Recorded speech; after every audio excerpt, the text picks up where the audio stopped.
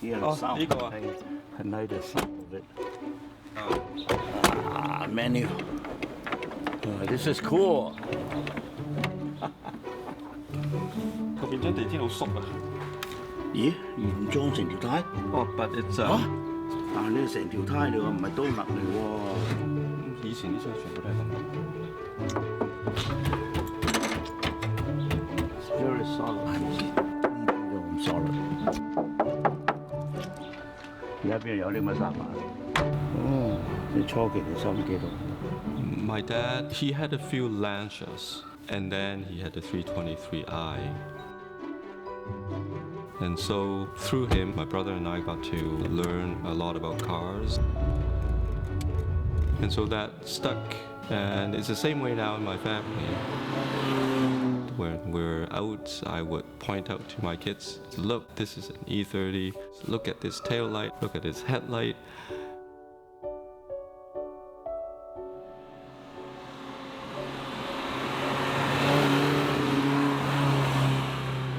It's a special moment between me and my dad when we're talking about cars.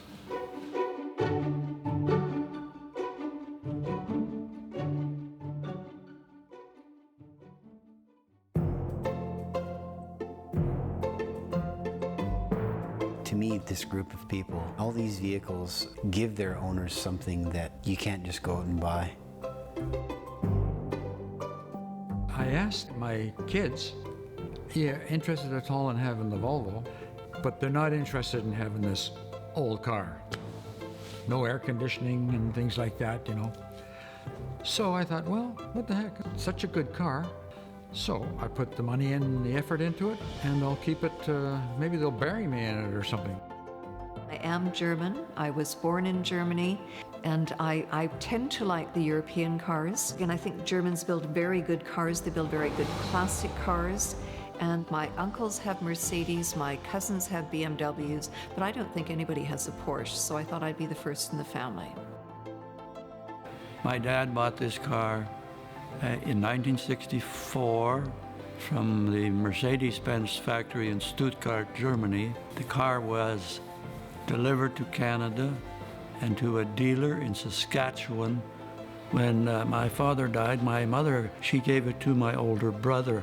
He moved it from Victoria, British Columbia to Penticton, where the vehicle sat in his garage for almost 20 years and never drove it an inch. And eventually, he phoned me up one day and asked me would I like the car.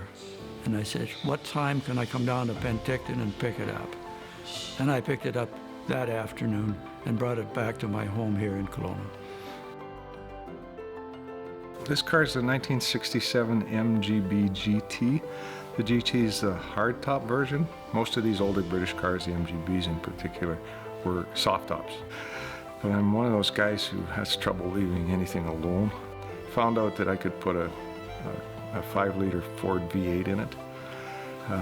So it looks stock, but it's not stock.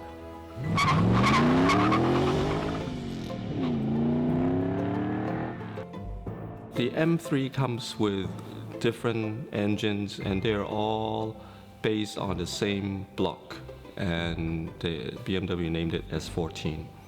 It came in a 2-liter engine, a 2.3-liter engine, which is in most of the M3, and then a 2.5 engine.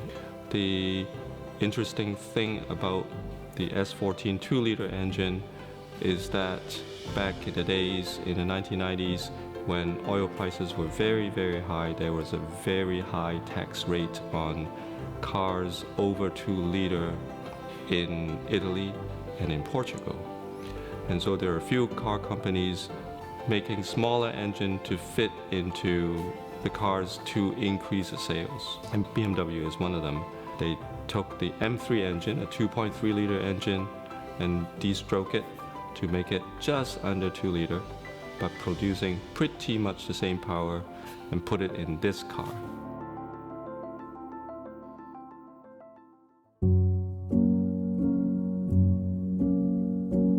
So many things today go used for a little while and then they go to the landfill.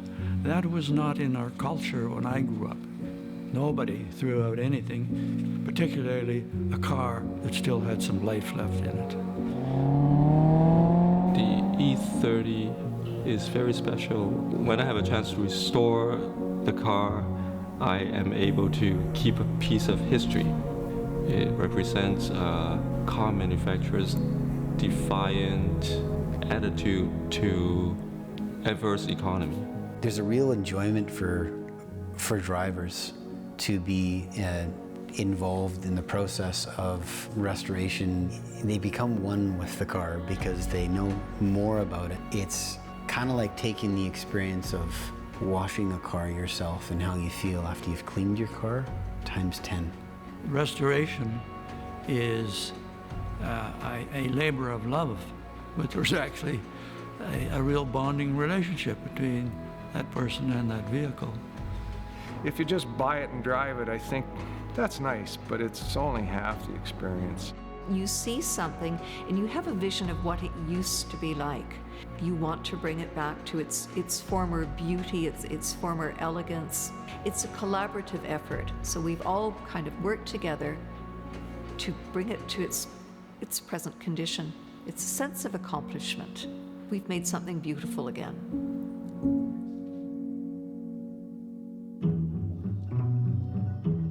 I think self-driving cars are good, but I think it's inevitable that technology is heading that way.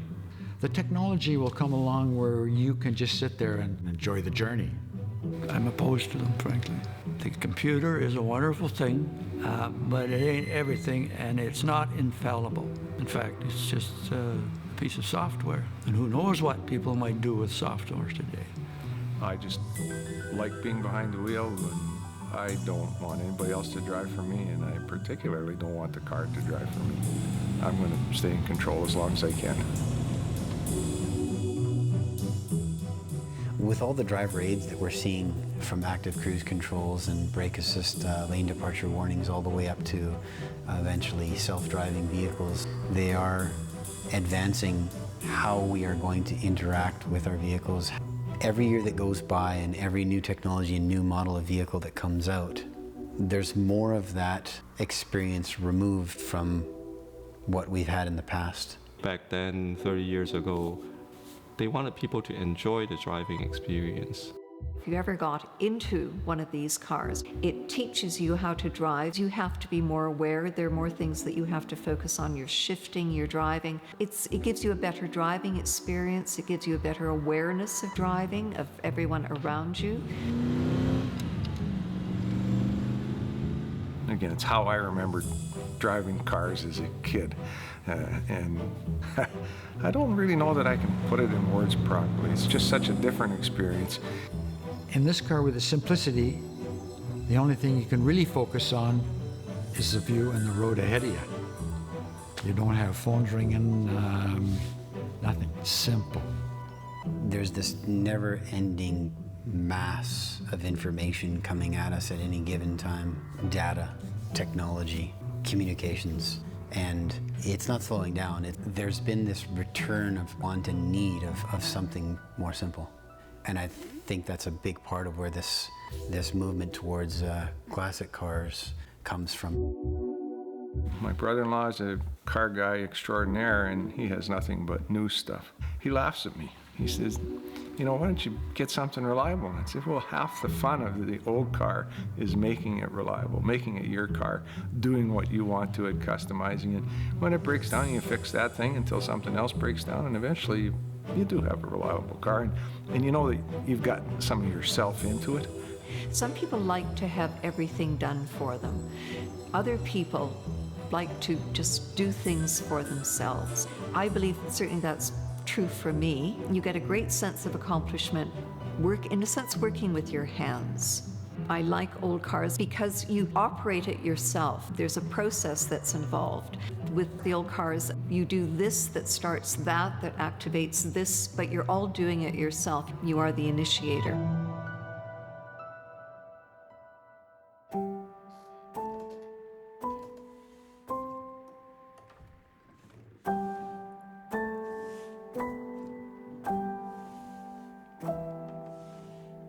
There's a certain nostalgia that comes from experience that has to do with the senses. The memories from a vehicle that you had an experience in, whether it would be with family or friends. The motivation is really about making sure the car stays in the family as a memory. This will resonate with our grandchildren. I think it's in our human nature to search for connection, and mostly with relationship with people or experiences that we hold close to our hearts. And as we grow older, we kind of forget. We start reminiscing, and we're going back in time. We reach back. If the present isn't quite what we want it to be, we start looking for things and looking for beautiful things from the past and bringing them forward, in a sense, makes us feel younger, and it just makes us feel a little bit better. I think it brings me back to my youth.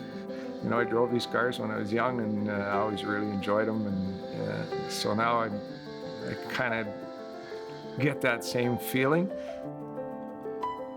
Those cars are definitely not the most convenient.